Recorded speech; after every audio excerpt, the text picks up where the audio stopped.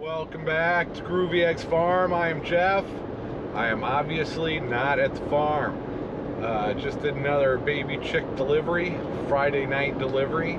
For some people, they like getting them, as close to dark as possible.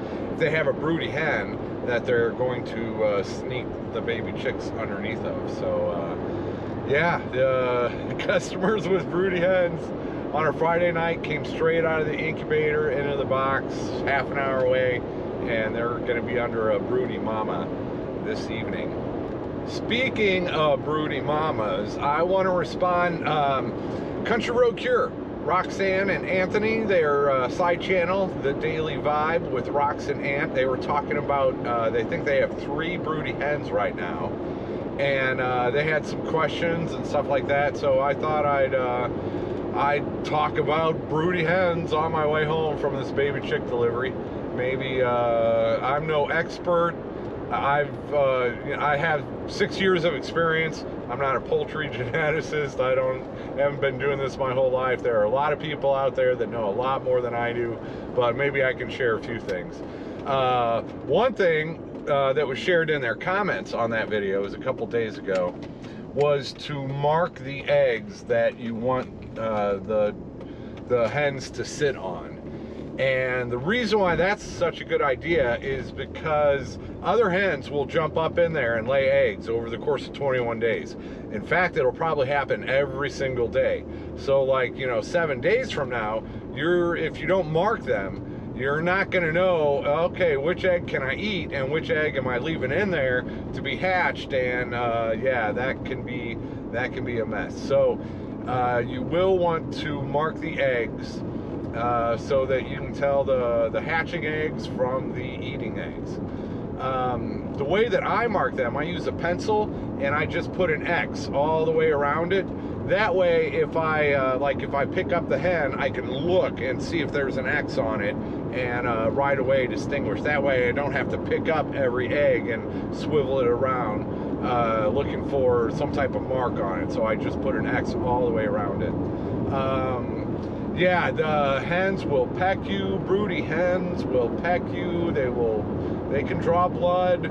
You will live, but gloves and long sleeves. I have done that in the middle of summer. Not all hens are going to do that. They might do it for a few times, then get used to you reaching under there and stop.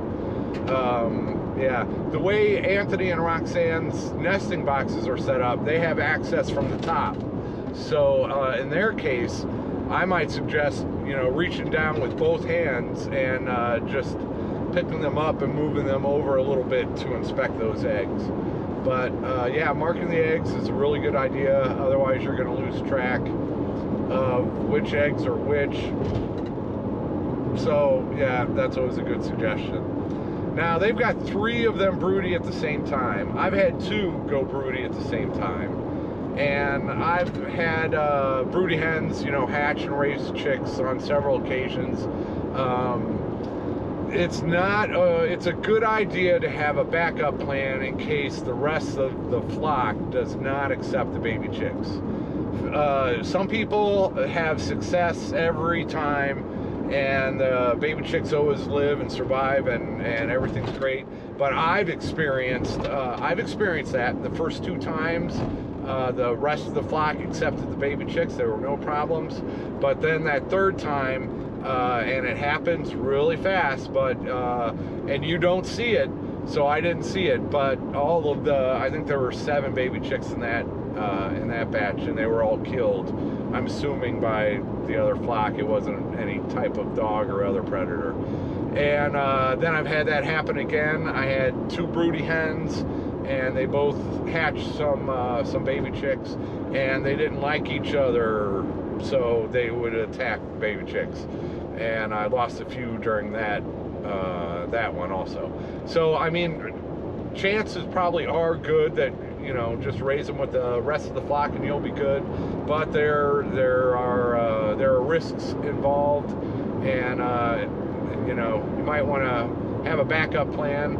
Just a little broody area. Keep your eye on them after they hatch. It's even, some mothers, first-time mothers, have been also known to attack their own baby chicks, just not knowing.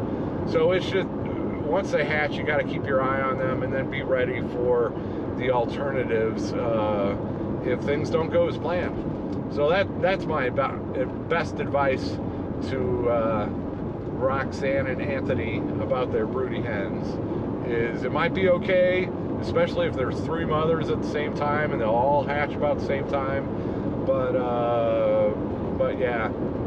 And I text them. I've been so busy yesterday and today I was up at 7. I did get a nap in, but so we haven't had an extended talk, and so I'm doing a video right now. Hopefully they can get some tips. What else can I tell you about broody hens? They will steal eggs. Roxanne had asked that question. Yes, hens can steal eggs from other nest boxes.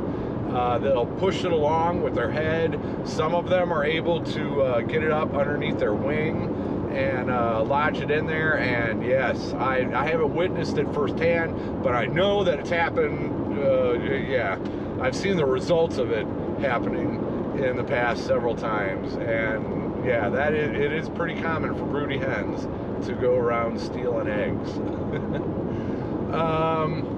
I'm almost home here, so I think I'll wrap it up. This won't even be 8 minutes. Yeah, busy day today. There's a lot of stuff going behind the scenes right now that I can't tell you about. Like this van, I'm teasing you about that. I'll tell you later. It's good, bad, more good, stuff up in the air.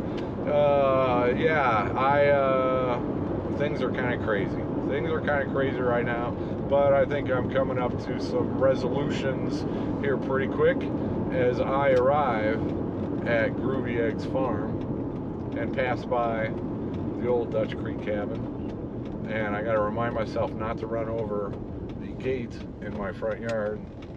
Oh, yeah, perfect timing.